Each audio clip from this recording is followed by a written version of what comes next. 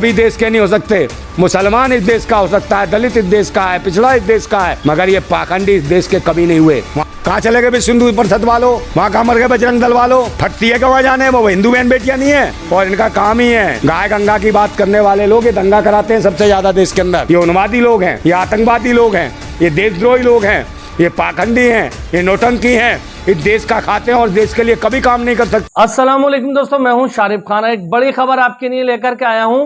मणिपुर के अंदर पिछले 1-2 महीने से जो हिंसा भड़की हुई है उसने अब इतना विकराल रूप ले लिया है कि अब केंद्रीय मंत्री के घर तक को निशाना बना रहे हैं। आज इस सब पे बात करने के लिए हमारे साथ भारतीय सेना के जवान नंदा भाई राजपूत हैं। नंदा भाई राजपूत एक फौजी रहे हैं। ये आपको मणिपुर के हालातों के बारे में बताएंगे कि आखिर क्यों गृह युद्ध जैसी स्थिति बनती चली जा रही है। मणिपुर के अंदर सरकार के लगातार कोशिश करने के बावजूद भी ये हिंसा रुकने का नाम नहीं ले रही है। इस वीडियो को आप देखना, जो मैं अभी आपको दिखाने वाला हूं, इसको देख करके आप समझ जाएंगे कि किस तरह से मणिपुर के हालात बद से बदतर होते चले जा रहे हैं। लेकिन कोई भी गोदी मीडिया का चैनल आपको इसको कवर करता हुआ नहीं दिखाएगा। आज हम आपको ऐसी कुछ वीडियोस तस्वीरें दिखाएंगे जो कोई भी गोदी मीडिया का चैनल आपको नहीं दिखाएगा। इस वीडियो को ध्यान से देखना। वीडियो शुरू करते हैं, नंदा भाई राजपूत से बातचीत करते हैं। वीडियो शुरू करने से पहले मैं आपको बता दूं, नंदा भाई राजपूत इस समय गुस्से में है और गुस्से के अंदर उन्होंने बहुत सारी ऐसी बातें कही हैं। तो इस वीडियो को दिखाने का मकसद किसी की भावनाओं को ठेस पहुंचाना नहीं है, बल्कि भारतीय सेना के एक्स जवान के विचार आप लोगों तक पहुंचाना है।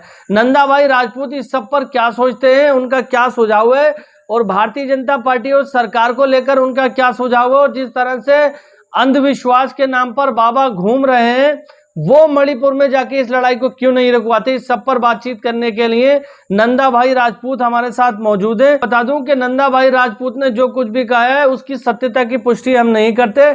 हमारा काम है केवल और केवल इनके विचारों को आप तक पहुंचाना।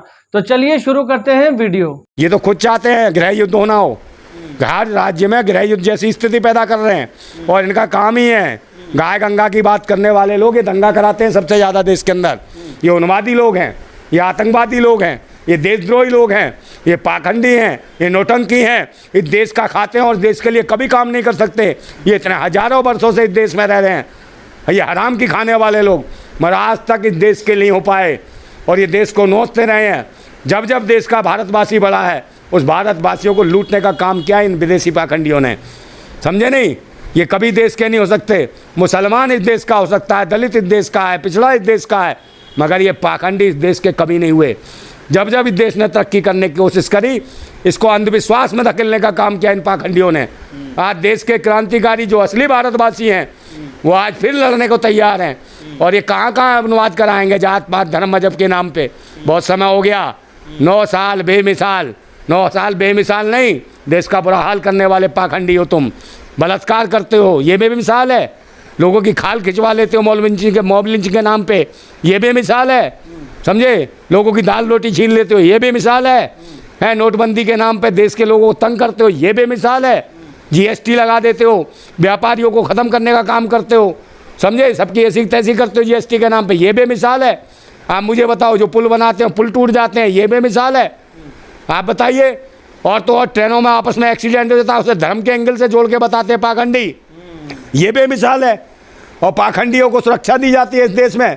जो अनपढ़ अशिक्षित लोग हैं, जो धर्म के नाम पर उन्माद फैलाते हैं, हिंदू राष्ट्र जैसी बातें करते हैं, जो एक जाति या धर्म के नाम पर जो राष्ट्र को बनाने की बात करता है, वो आतंकवादी है, देशद्रोही है।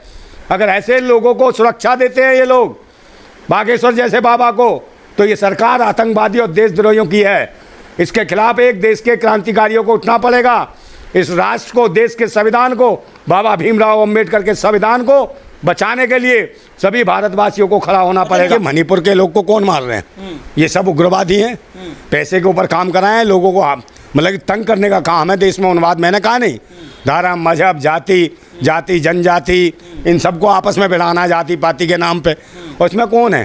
प्रोफेशनल गुंडे लोग हैं जो दूसरे राज्यों से बुला के भेजे गए, पैसे पे किसी से भी करा लीजिए। अच्छा। हिंदू प्रोफेशनल हिंदू भी बदमाशी करने वाले मिल जाएंगे, मुसलमान भी बदमाशी करने मिल जाएंगे, जेलों से निकलवा लेंगे और उनको पहुंचा देंगे, आपस में लड़वाएंगे। 2 गोली उसको मारेगा, 2 गोली उसको मारेगा, अपने आप ऐसी गुर्दा फैलेगी। इनका तो धंधा है, ये सरकार ये देश को दंगे के नाम पे ये जो है ना पूरे देश को ख़त्म बर्बाद करने पे लगे हैं। इनके 9 साल में बुरा हाल हो गया है देश का। 8% GDP थी भारत की, अब 0- हो गई है भारत की GDP। क्या ये तरक्की कर रहा है? ये देश में डंका बज रहा है देश का है। अब कितने GST टैक्स के साथ साथ पहले कितने टैक्स थे? 38 टैक्स थे, फिर वैट लगा, फिर GST लगा, 40 टैक्स से ऊपर ले लिए। जो आदमी 100 रुपया कमाता, 100 रुपये में 60-65 रुपये तो इस हराम को सरकार को पिला देता है। और तो और नमक पे GST लगाई इन्होंने, जिस नमक के लिए आंदोलन किया क्रांतिकारियों ने कि कम से कम रोटी के साथ नमक खा लेंगे, उस नमक पे GST लगा दिए। नमक हराम सरकार है। नंदा भाई, ये जो मणिपुर में हिंसा हो रही है वो रुक क्यों नहीं रही है? सरकार इस पर चुप क्यों है? मोदी साहब भाई एक बात बताओ, केंद्र शासित तो है मणिपुर, है? कहाँ गए गृह मंत्री जी? गए तो थे वहाँ पे, तो गए तो फिर हिंसा नहीं रोक पाए। मीटिंग करके है जो यहाँ पे जो आंदोलन करते हैं उनको उठा के बंद कर सकते हैं, वहाँ पर नहीं हिंसा को रोक सकते। इसका मतलब इनकी सोची समझी रणनीति के तहत दंगे कराए जा रहे हैं। ये चाहते हैं कि भारतीय लोग आपस में मरें और लड़ें और कट के मर जाएं, और फिर राजनीति की बिसात पर अपनी राजनीति बिछाएं और सत्ता और शासन में आ जाए। इन्हें कोई देश से मतलब नहीं है, राष्ट्र से मतलब नहीं है। ये देश को बेचने का काम कर रहे हैं। और तो और ये जो अमित शाह जी का लड़का है, जो IPL के उसमें जो मैच हो रहा था उसमें कैसे कैसे इशारे करता है, वो देखो कैसे कैसे इशारे करता है। उसके लिए कोई नहीं, और कोई किसी ने और ने इशारे कर दिए होते तो क्या हाल होता है इस देश में? किसी मुसलमान ने इशारे हैं, इशारे का मतलब बता दूंगा मैं, बता दूंगा तो तुम दिखा दोगे चैनल पे। अगर मैंने बता दिया ऐसे ऐसे इशारे करने वाले, कभी उसने क्रिकेट मैच नहीं खेला, कुछ नहीं मिला, क्रिकेट बोर्ड का अध्यक्ष बना दिया, तो ये कहाँ से आए हैं? तो इसका मतलब क्या है? ये नहीं है परिवारवाद। देश को लूट रहे हैं, ऐसे लोगों से देश को बचाने की जरूरत है। जय साहब को क्यों बना दिया उसका क्रिकेट का? भाई वो इसलिए बना दिया कि अमित शाह का बच्चा था, वो अमित शाह की औलाद था। किसी गरीब की औलाद होता, पढ़ा लिखा होता, क्रिकेटर होता कोई, उसे क्यों नहीं बनाया किसी को? उसने कौन से क्रिकेट मैच खेल दिए? कुछ नहीं खेला, मगर सिर्फ अमित शाह की औलाद हैं वो साहब, इसलिए उनके बिजनेस भी हैं, पाकिस्तानियों के साथ बिजनेस है उनके, और पाकिस्तान के खिलाफ अनुवाद कराते हैं, लड़ाई करवाते हैं कि पाकिस्तान में क्या चल रहा है। देश की जनता को चूतिया समझ रखा है कि उन्हें कहा है जाओ झंडा लेके जाओ, कावड़ लेके आओ, ये करके आओ, पानी डाल के आओ, ये करो, छी में लगे रहो। वो चाहते हैं कि पाखंडवाद में पूरा देश डूबा रहे, अंधविश्वासी हो जाए, शिक्षित हो जाए, ताकि ये देश के लोगों को बदुआ गुलामी करा सकें। और जब अशिक्षित हो जाएगा तो जानवर की भांति हो जाएगा आदमी, काला अक्षर भैंस बराबर होता है। उसी प्रकार ये चाहते हैं भारत की जनता अनपढ़ और अशिक्षित हो जाए और ये अंधविश्वास में डुबा दें और देश के लोगों को बदुआ गुलाम बना दें, और सुबह काम पे लगाएं, बाड़े में घुसेड़ें और पूरे दिन काम कराएं, और फिर इन्हें थोड़ा थोड़ा चावल दाल खिला दें। तो उम्मीद करता हूं दोस्तों इस तरह की वीडियो देखकर आपको पता लग गया होगा कि मणिपुर के अंदर इस समय क्या हालात चल रहे हैं। वहां पर मैथाई और कुकी समाज के 2 लोगों के आपस में भिड़ने से माहौल खराब हो चुका है। ये जो लड़ाई हुई है ये जनजाति को लेकर के हुई है। किसी को आदिवासी कहा जाता है, किसी को जो लोग शहरों में रह रहे हैं उनको भी जनजाति के अंदर डाला गया था।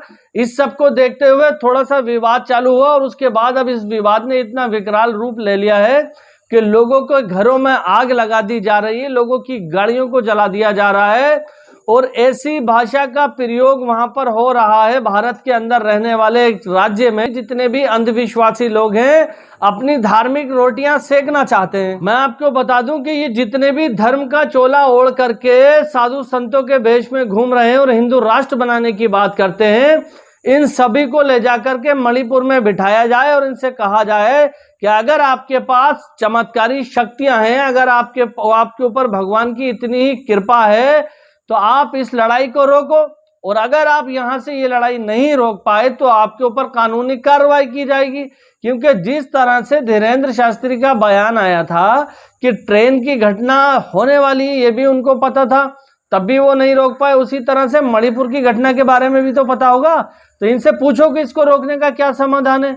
इस तरह के अंधविश्वासियों को जेल के पीछे होना चाहिए। तो अगर आपको ये वीडियो पसंद आई हो तो मेरे चैनल को सब्सक्राइब करके बेल आइकन पर ऑल का बटन सेलेक्ट कर लें। इंशाल्लाह फिर मिलूंगा इसी तरह की एक नई वीडियो के साथ। तब तक के लिए खुदा हाफिज, जय हिंद, जय भारत।